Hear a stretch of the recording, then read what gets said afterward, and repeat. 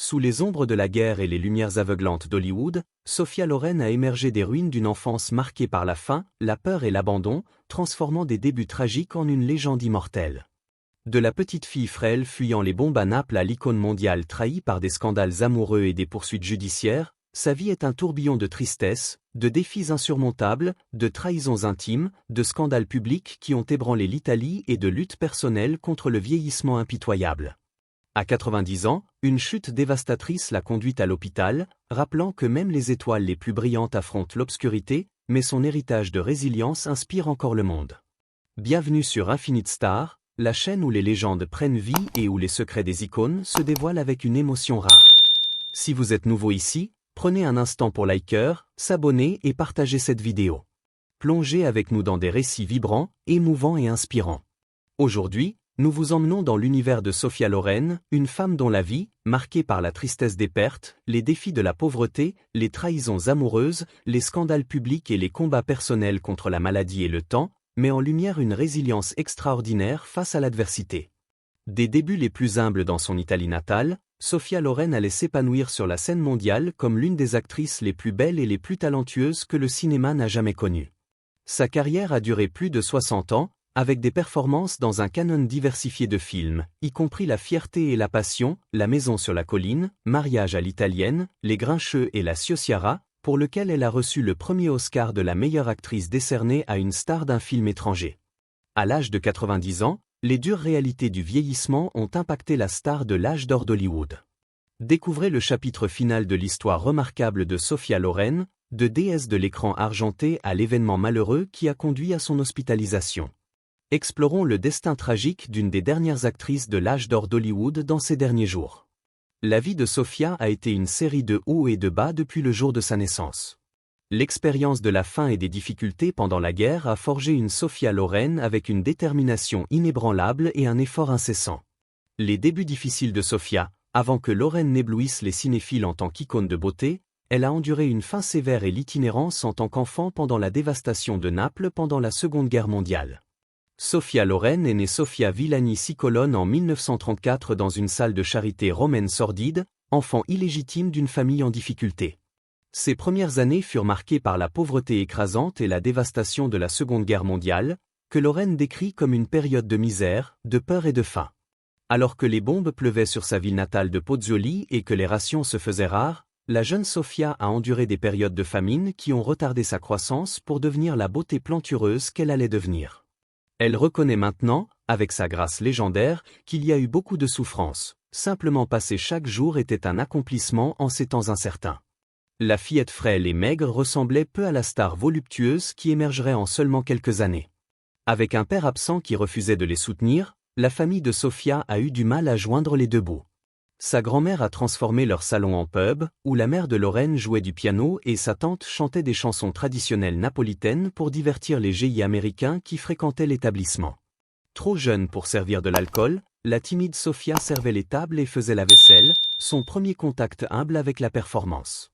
Loren s'est épanouie en adolescente avec des épaules larges et une poitrine naissante. Sa beauté indéniable, à seulement 15 ans, elle a participé au concours Miss Italia sous le nom de Sofia Lazzaro, une jeune fille avec des rêves d'une vie bien éloignée des décombres et des ruines de la guerre. Le chemin vers l'écran argenté, bien qu'elle n'ait pas remporté la couronne, la jeune Sophia a attiré l'attention pour son élégance et sa prestance. Elle s'est rapidement inscrite à des cours de comédie, obtenant de petits rôles au cinéma sous le nom de scène donnée par le producteur Carlo Ponti, qui s'est intéressé à façonner la jeune aspirante en une vedette. Après avoir joué des rôles mineurs dans des films comme Quo Vadis, Sophia Loren a connu sa percée en 1954 avec sa performance acclamée dans L'Or de Naples. Cette même année a marqué le début de son partenariat avec le séduisant premier rôle masculin Marcello Mastroianni dans La chance d'être femme. Au cours des années suivantes, elle a joué dans de nombreux films italiens, incarnant des femmes séduisantes, sexuellement confiantes et maîtresses de leur destin, bien loin de la pauvreté et de l'impuissance qu'elle avait endurée enfant. En 1957, Loren gagnait également du terrain à Hollywood, apparaissant aux côtés de grandes stars comme Cary Grant, Frank Sinatra et John Wayne. Alors qu'elle consolidait son image de symbole sexuel international, la performance bouleversante de Loren dans La Ciociara a marqué l'apogée de sa carrière précoce. En tant que mère veuve protégeant sa fille adolescente dans l'Italie en guerre, elle a livré une performance terre-à-terre et sans glamour qui lui a valu l'Oscar de la meilleure actrice en 1962, le premier pour un rôle dans une langue non anglaise. Après une jeunesse passée à esquiver les bombes et à souffrir de la faim à travers la dévastation de la guerre, 25 ans plus tard, Loren se tenait les yeux embués de larmes sur la scène des Oscars, serrant la statuette dorée qui cimentait son ascension improbable au sommet de l'accomplissement d'actrice. De la pauvreté au sommet de la célébrité internationale, à l'âge de 30 ans, Loren a réalisé une ascension fulgurante alimentée par le talent, la détermination, une beauté époustouflante et une volonté implacable de survivre. Mais même alors qu'elle profitait de la gloire et de la fortune croissante, les plus grands succès de Loren étaient encore à venir, un triomphe inspirant sur les combats personnels de l'enfance. Des rôles controversés et emblématiques. Avant d'explorer sa vie personnelle, jetons un coup d'œil à ses rôles emblématiques. En 1961, elle a joué aux côtés de Charlton Heston dans El Cid, consolidant son statut de star internationale. Le réalisateur Anthony Mann a déclaré que Loren apportait une chaleur et un glamour authentique au rôle de Chimène. Cette même année, elle a joué dans La Ciociara de Vittorio de Sica, interprétant une mère essayant de protéger sa fille pendant la Seconde Guerre mondiale. Sa performance brute et émotive lui a valu l'Oscar de la meilleure actrice, le premier pour une performance dans une langue non anglaise. Au milieu des années 1960, Loren a continué à équilibrer les blockbusters hollywoodiens avec des films internationaux acclamés.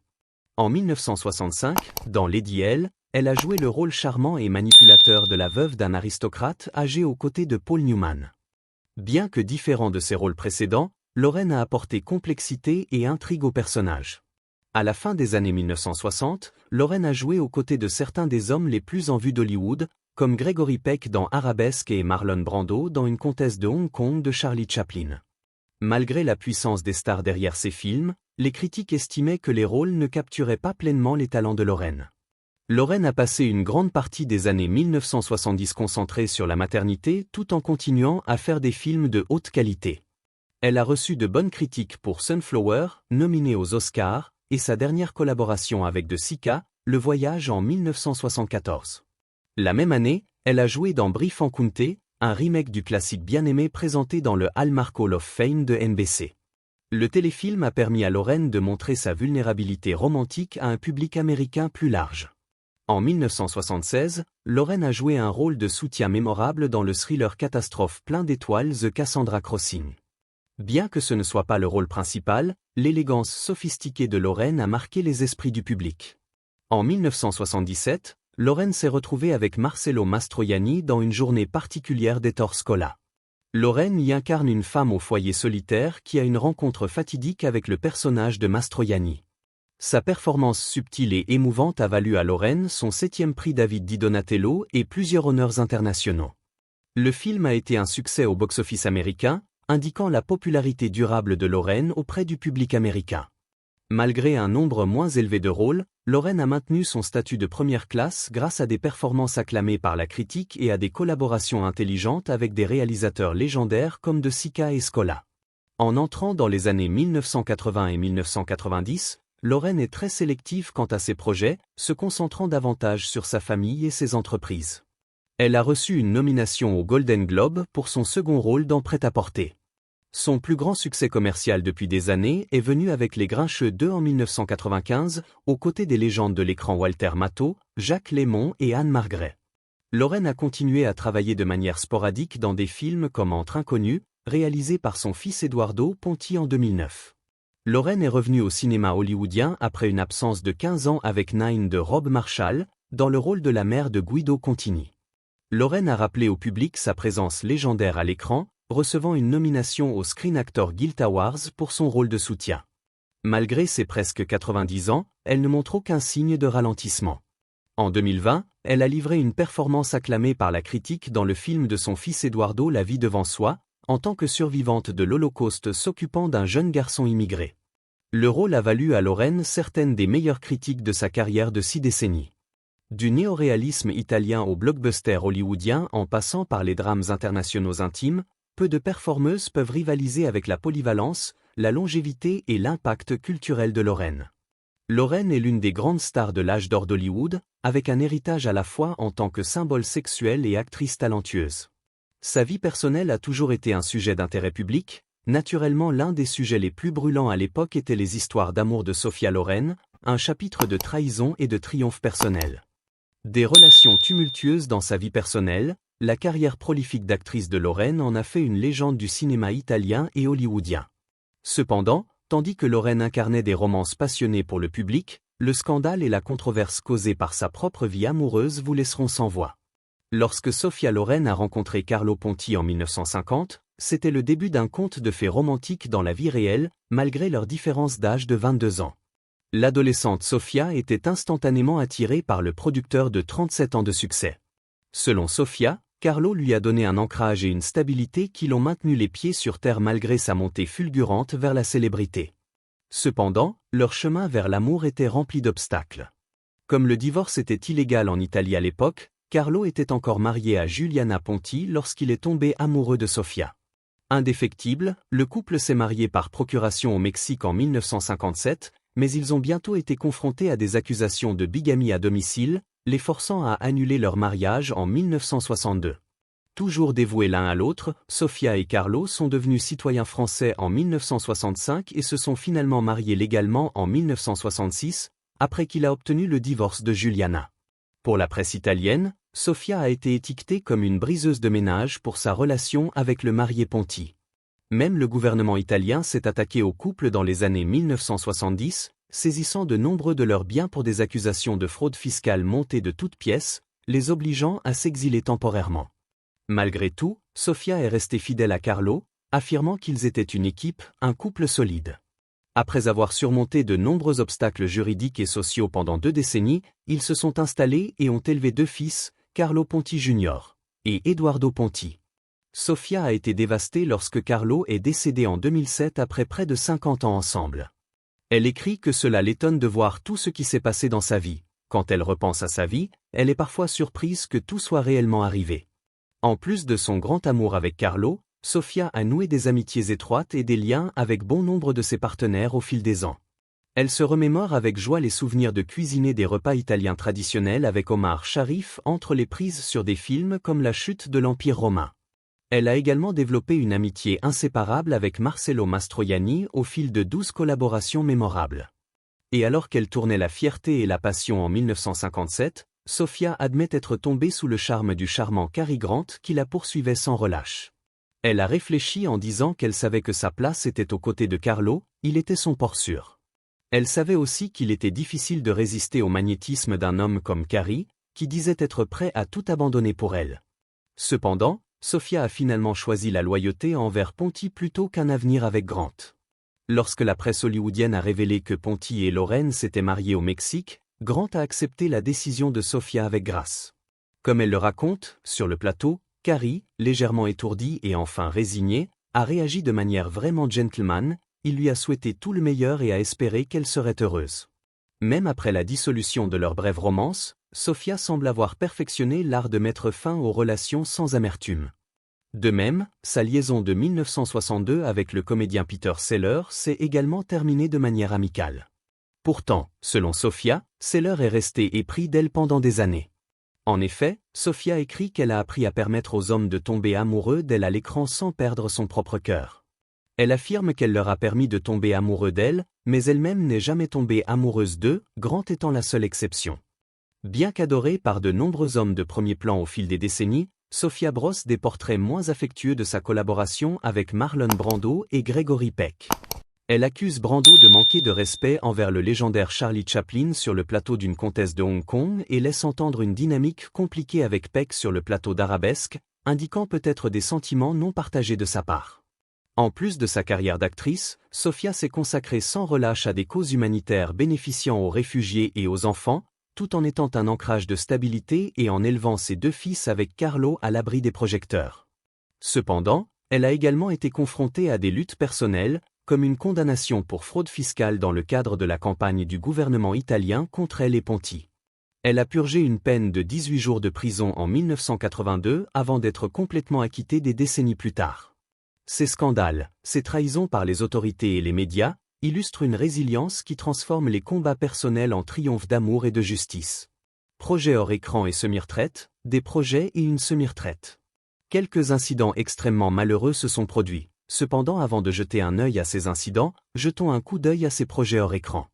Vous voyez, bien que l'héritage durable de Sophia Loren soit toujours ses rôles emblématiques au cinéma couvrant plus de cette décennie, elle a exploré diverses entreprises au fil des ans au-delà de l'écran argenté. Dans les années 1980, au sommet de sa célébrité mondiale, Loren a lancé sa propre ligne de lunettes de vue. Les montures élégantes ont été un succès instantané, mêlant mode et fonction pour ses légions de fans. Elle a également écrit plusieurs livres de cuisine, dont In Cucina con Sofia, partageant son précieux héritage culinaire italien avec des lecteurs du monde entier. Bien que l'acting soit resté sa passion première, Loren considérait sa plateforme de célébrité comme une opportunité de soutenir des causes humanitaires qui lui tenaient à cœur. Elle est devenue une fervente défenseur du bien-être des enfants et des initiatives de lutte contre la pauvreté à l'échelle mondiale. Alors qu'elle ravissait les cinéphiles avec des rôles glamour dans des films comme La dernière folie de Mel Brooks et Mariage à l'italienne, Loren consacrait une passion égale à son travail philanthropique en coulisses. À mesure qu'elle entrait dans ses 70 et 80 ans, Loren est devenue plus sélective dans ses projets d'actrice, se concentrant sur des films à la profondeur émotionnelle et à l'impact social. Elle est revenue sur le grand écran dans la comédie musicale Nine en 2009, incarnant la mère du personnage de Daniel Day-Lewis. Le rôle rappelait ses premiers jours à l'écran tout en lui permettant de jouer une femme mature et attentionnée.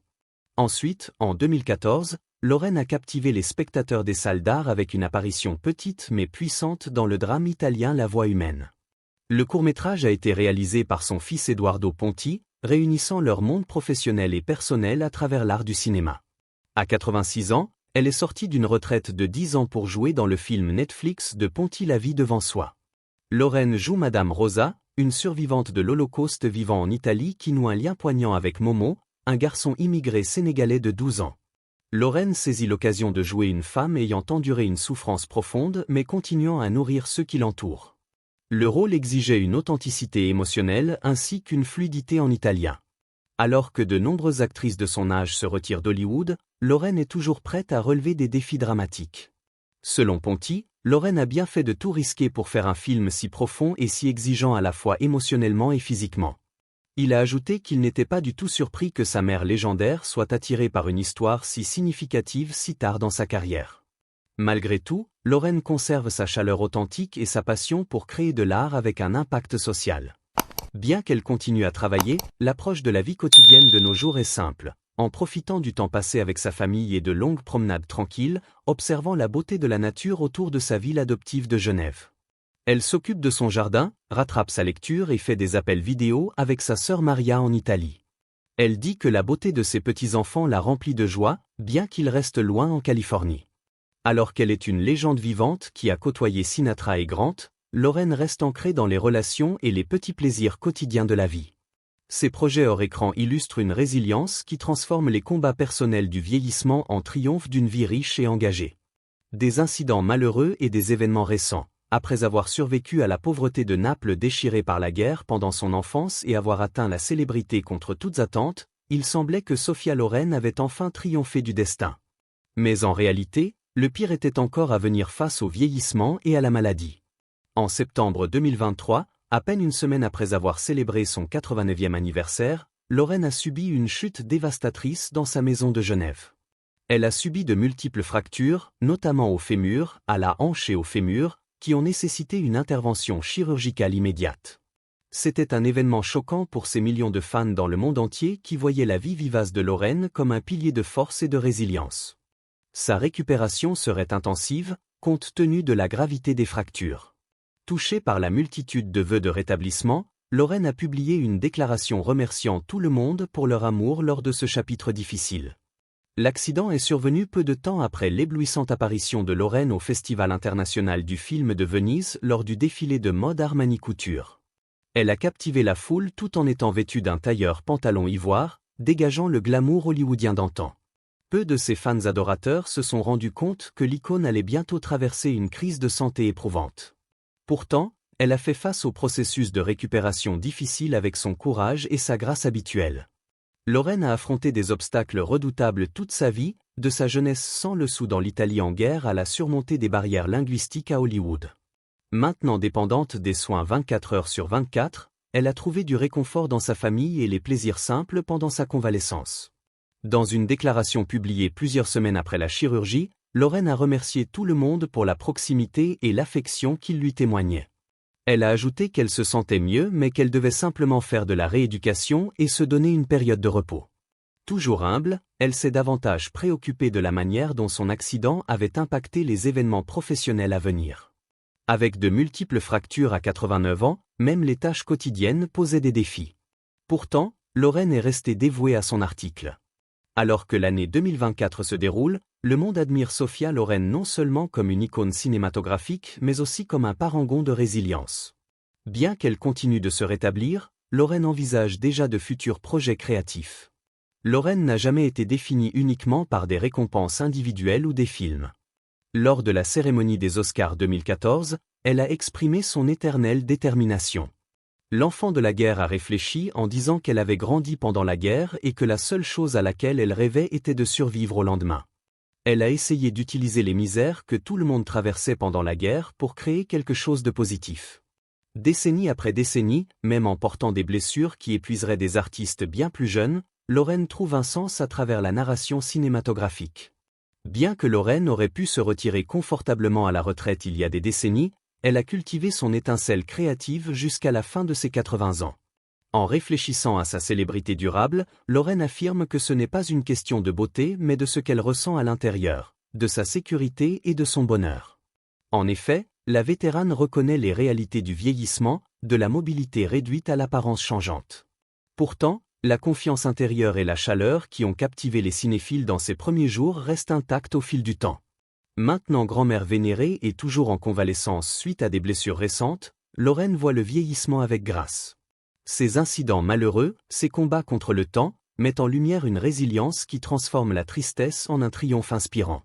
Que pensez-vous de Sophia Loren? Laissez un commentaire pour nous le faire savoir.